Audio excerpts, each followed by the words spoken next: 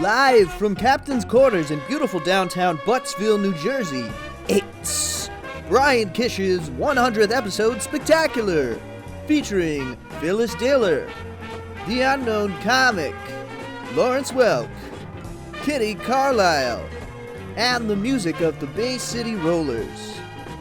And now, your host for the evening, Brian Cohen. It's Kish. Hey, Emmanuel Kent was I'm not going to do the whole song. Wow, 100 reviews, 100 laughs. Where does the time go? I guess that'll have to do. Well, folks, it's only been a short 13 years? Oh my god, I'm running out of time. Alright, let's cut to the chase and get to one of the sacred cows of this channel that I've avoided talking about thus far, and that would be Monty Python, with today's review, The Life of Brian.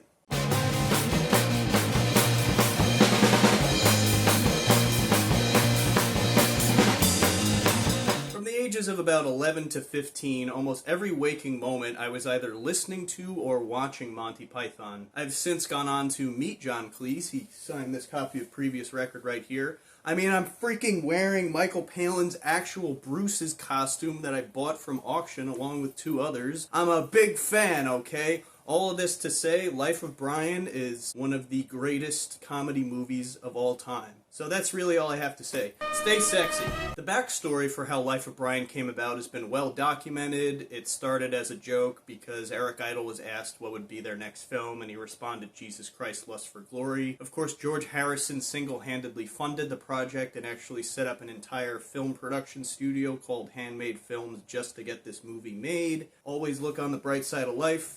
It's a big hit at funerals. So we all know this information, so I thought it might be a little bit more interesting to delve into a couple of scenes in the movie and see how it's aged over the last some odd 46 years. The Life of Brian is not a parody of Jesus Christ directly, but instead a character that exists in the same time and place as Jesus. And just in case you've been living under a rock, there was this fella named Jesus, and he said, "Blessed are the meek, for they shall inherit the earth." Great big tundras of capybaras and frogs would rain down like a hellfire upon the scorned earth. So the Lord said, "You must not eat Taco Bell after 8 p.m. on the 13th day of the 12th month." So all lived happily ever after. The end. The primary target of the film's humor are religious sects that distill the message of Christ and use it as a means to their own end. But the film is as much a parody of organized religion and groupthink as it is the political climate of England in the 1970s. It's fun to see a movie that suggests how easily someone can be erroneously identified as the leader of a movement, and the film really toes that line between a running narrative and having a target for the humor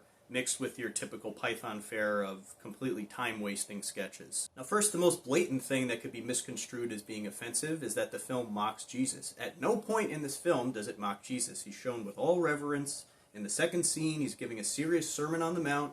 The camera pulls back, you see Brian, it's established that they're two separate characters. And yet somehow a whole slew of religious groups were protesting the film all over the UK, which of course, as these things work, just gave the film more notoriety and interest. And the Python members joked at the time that they somehow managed to get these diametrically opposed religious groups to join together for a brief moment just to condemn them. At the center of the film, it's really about these radical political groups that get more and more splintered over time for increasingly futile reasons, and unfortunately this has remained relevant even in the hollow joke that we call modern American politics. But the center thesis of the film is to simply think for yourself. Now, one character that possibly wouldn't fly today is the character of Pontius Pilate, who is a real historical figure. He's still presented as the bad guy in this film, but he's also given a lisp, which kind of takes the wind out of some of his authority and some of his menace. But I think the reason he's given the lisp is less to make fun of people with speech impediments and more to have it be an emperor's new clothes kind of situation. And Michael Palin has also stated that giving him a lisp is a parody of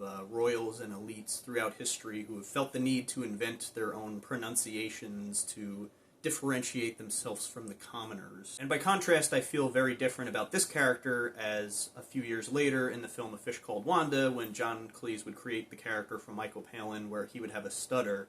To me, that one's just mean-spirited. Now, the one scene that you're going to see brought up all the time nowadays as "you can't do this scene today" is, of course, the scene where Eric Idle's character expresses that he no longer wants to be a man, he wants to be a woman named Loretta. Python sets out to equally offend everybody. They've never been a warm and cuddly group by any means. But I think even in the sensibility of the late 1970s, they're clearly not anti-trans. You have this established group of free thinkers who have positioned themselves away from the popular groupthink, and yet when they're presented with an individual thought, they don't know how to react. The character is at first mocked, then reassured, and then by the next scene and throughout the rest of the movie, the other characters have fully accepted them and call them by their preferred name. So let's do a little recap.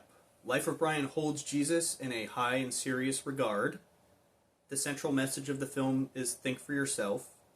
It has progressive views on gender identity, and it tells you to not get caught up in divisive religious dogma. In addition, there's a lot of care put into the art direction. It really feels like a lived-in world. There's just so many memorable characters and sketches. Graham Chapman turns out a great performance as the leading man. Hey, you even get to see his dong uncensored. And it all ends with an all-time classic, great, top-of-the-line Python song at the very end. But also, hey, it's a comedy movie, so if you don't find it funny, then you just objectively have bad taste. Needless to say, I highly recommend Life of Brian if you haven't seen it, but also if you're a fan of the movie, you should check out Palin and Cleese's appearance on the chat show Friday night, Saturday morning.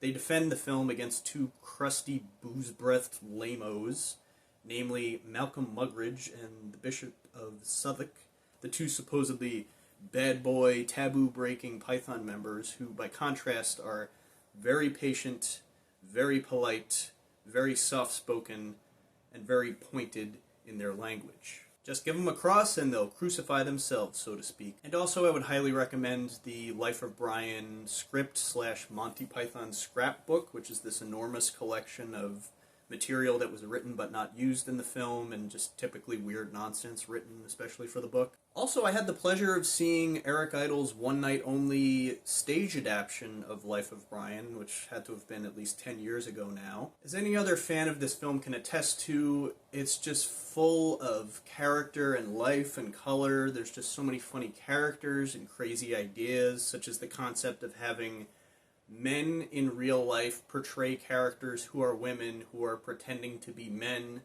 or Terry Gilliam's jailer character who looks like he was literally split in half with a sword and then crudely put back together.